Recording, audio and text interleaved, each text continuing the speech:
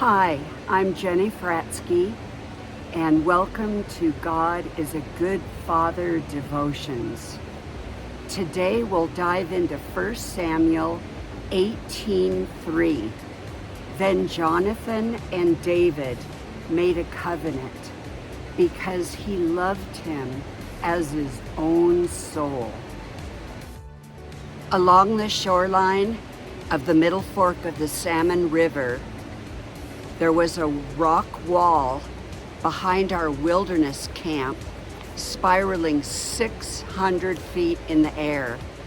And I looked behind my shoulder and watched two brothers hiking along a narrow animal trail, their arms swinging in unison like marching soldiers. How wonderful it would be to have a close relationship like those two brothers hiking together and twins. But not everyone has a close relationship with a sibling. But Jonathan and David had that type of relationship in the Bible. My husband and I met these twins when we traveled into the Frank Church Wilderness area with 29 other rafters.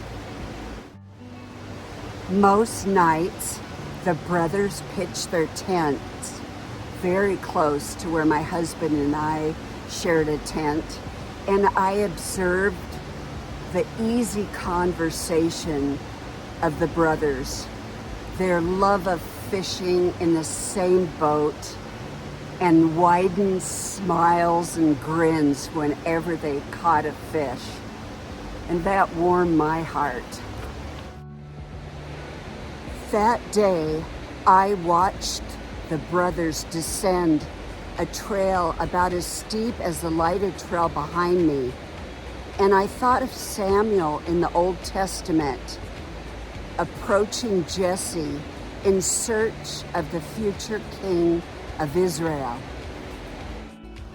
David's father and 7 brothers didn't mention David once until pressed by Samuel.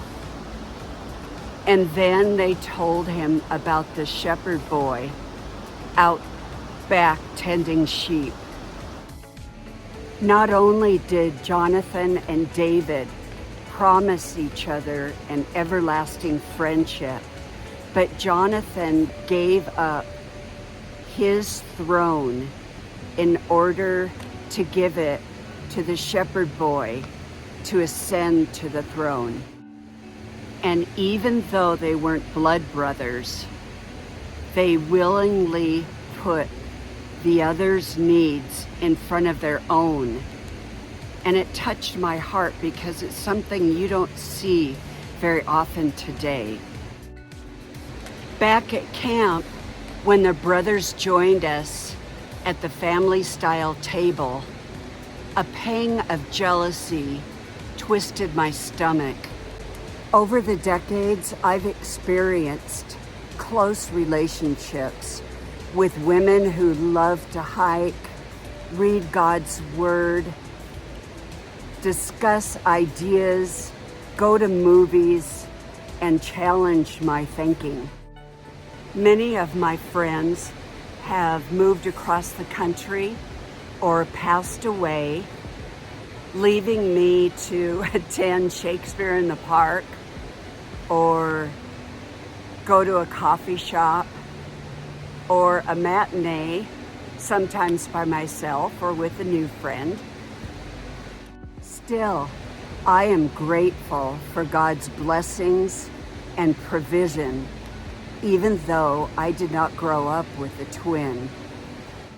I have faith that God, even this year, might send me a new friend, a friend I can love like my own soul. Thank you for listening today, and you can learn more by visiting my website at jennyfratzke.com.